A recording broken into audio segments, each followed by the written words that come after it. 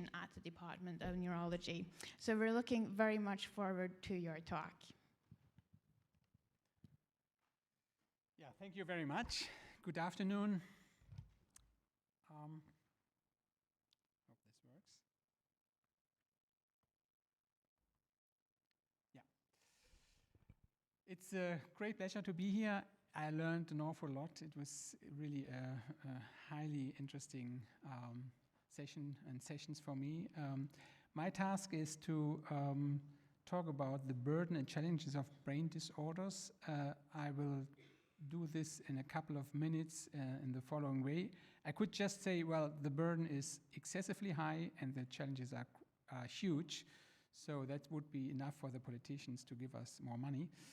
I will first give a short introduction to the Brain Council concept, and then we'll talk about some data published by the Global Burden of Disease Study regarding the burden of brain disorders. So you all may know that the European Brain Council is a non-governmental organization which is an umbrella organization that at a European level is politically lobbying to foster and enhance brain research. For example, the European Academy of Neurology is part of it, the Federation of European Neurosciences, but also patient organizations and industrial partners. Now, the national brain councils, so at the national levels in Europe, are also part of or collaborate with the European Brain Council. And one of the national brain councils is the German Brain Council, as I just mentioned this morning. And we have founded ourselves in the beginning of 2018. And the German Brain Council actually currently encompasses 18 member societies. 14 of them are scientific associations like the German Society for Neurology, for Psychiatry, Neuroradiology, but also the patient organizations, for example, Parkinson's disease patient organization, restless legs, and so on and so forth. And thus we are representing more than 60,000 individual members. So far it's an open scenario, so everybody, every member, every society which wants to join us can join us. Okay, with that I want to go to the burden question. The global burden of disease approach endeavors to measure disability and death from a multitude of causes worldwide. And this has grown over the past 2 decades into an international consortium of more than 3,600 researchers, and its estimates are being updated annually. And here I'm alluding to the 2019 published study which looks at the burden of neurological disorders between 1990 and 2016. The main parameters which were assessed are prevalence, mortality, disability-adjusted life years, and then years of lives lost and years lived with disability. These two, the years of lives lost and the years lived with disability, added together are the disability-adjusted life years.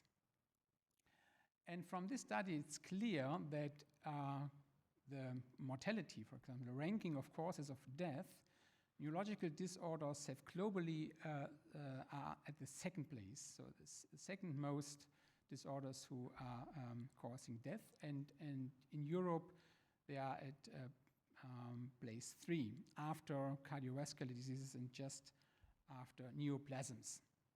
Looking at the disability adjusted life years, the ranking is globally even top, so it's number 1. Neurological disorders are number 1 in DOLIs, creating DOLIs, and are number 3 in Europe, creating DOLIs.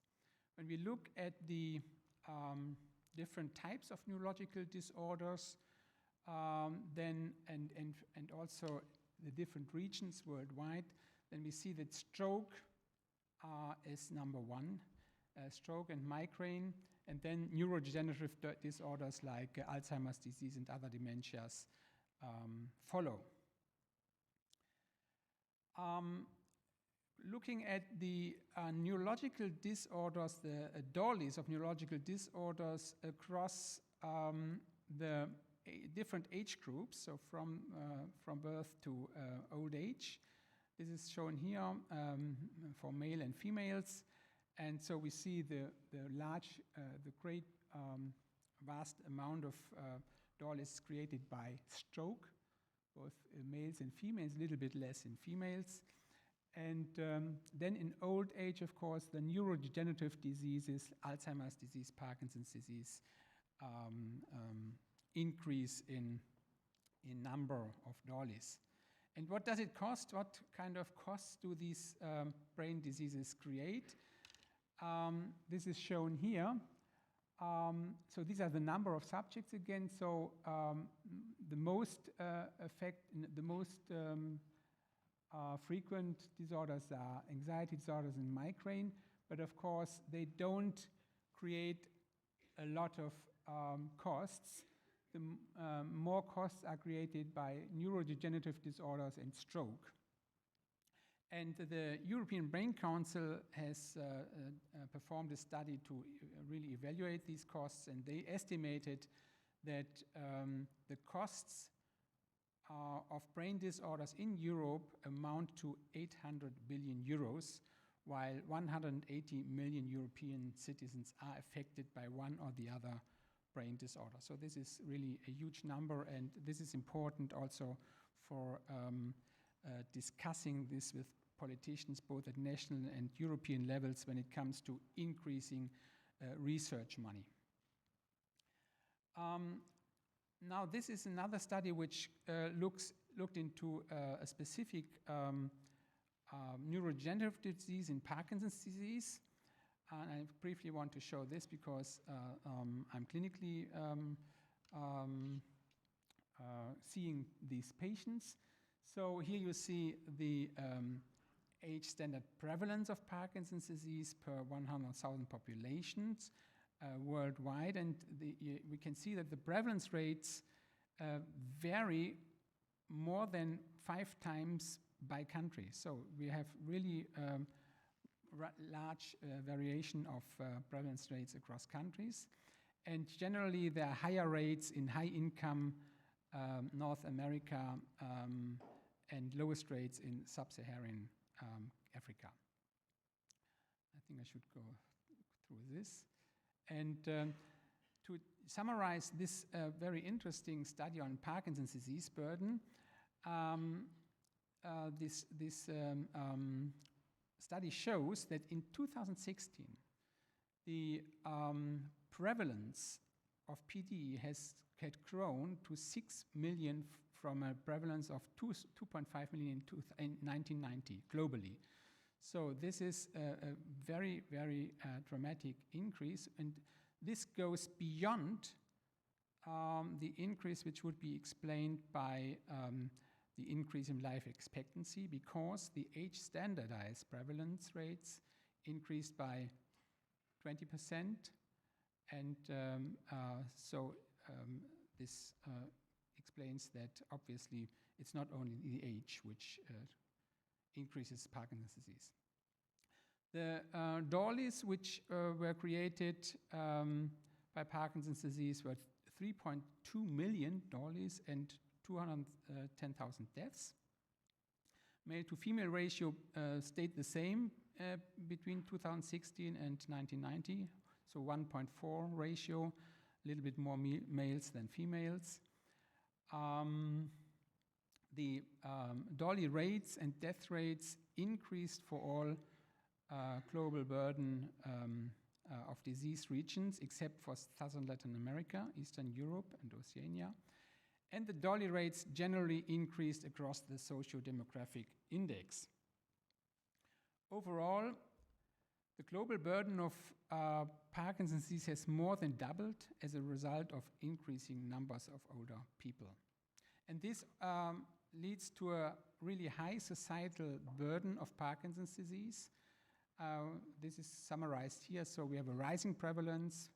We have a very fast growing condition. So it's the fastest growing neurodegenerative condition. This creates an increasing toll on patients, caregivers, and treatment providers. It's one of the most expensive disorders and exerts a heavy societal burden worldwide. Interestingly, we do have good symptomatic treatment for Parkinson's disease, both pharmacologically in the first 5 to 10 years, and then also with deep brain stimulation. So it's two different, very effective symptomatic treatments. And just to show you how deep brain stimulation works in a patient with DBS, Parkinson's disease after 10 years, you can see here the patient with the motor cardinal symptoms, tremor, bradykinesia. He's not able to do the voluntary movements properly,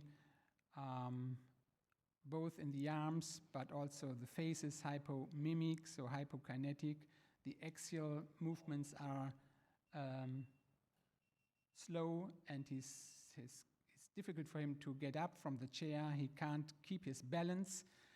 And now I tell you that this patient has already a deep brain stimulator implanted, but it's turned off, and in a second it will be turned on here, and we can observe how the deep brain stimulation acts on the motor cardinal symptoms.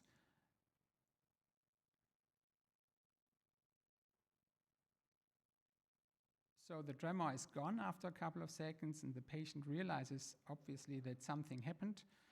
And the movements are much faster now. He's not on any medication and is really much more fluent with his movements, also gait and balance.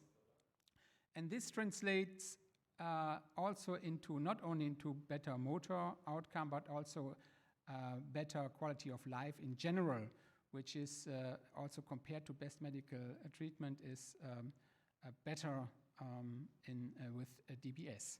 The problem is that it doesn't really affect the cause of the disease. So the cause of the disease is relentlessly progressive. The neurodegeneration is relentlessly progressive.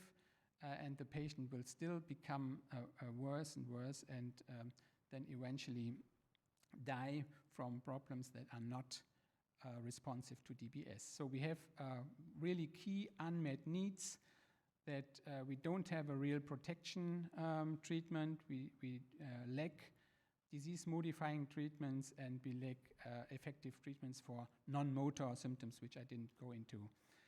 And this is now more or less the summary slide, that brain disorders are a rising burden to our society, and that we really should and have to concert all our actions to increase the research into pathophysiology, pathogenesis, and treatment of these disorders. Thank you very much for your attention.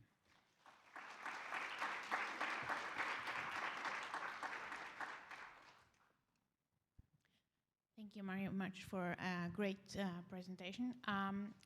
Do we have questions? None?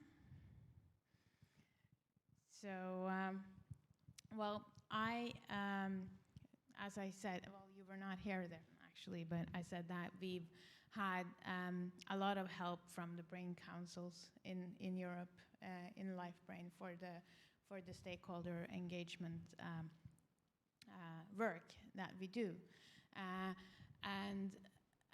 So in Norway, we've had similar arrangements with the Brain Council. And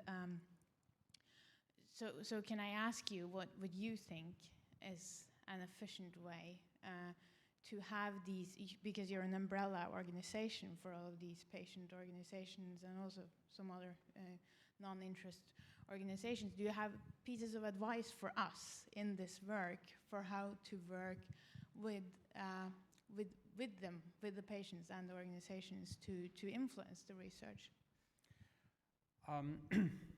Well, you just mentioned the Norwegian Brain Council. I mean, this is actually, the Norwegian Brain Council is really a role model for us, because they have implemented a national brain plan, and they really have a pioneering role in this. And the national brain plan is something which is planned to be implemented also in other countries. And I think it will be very useful and helpful for us, for the brain councils, for the national brain councils, to really interact very closely with scientific consortia. Of course, we are also, on ourselves, we are scientists more, but I think the close interaction is very important, and this conference and also the survey that was just introduced is also a very good example how we can interact and try to disseminate questions and information into the public. So thank you very much again.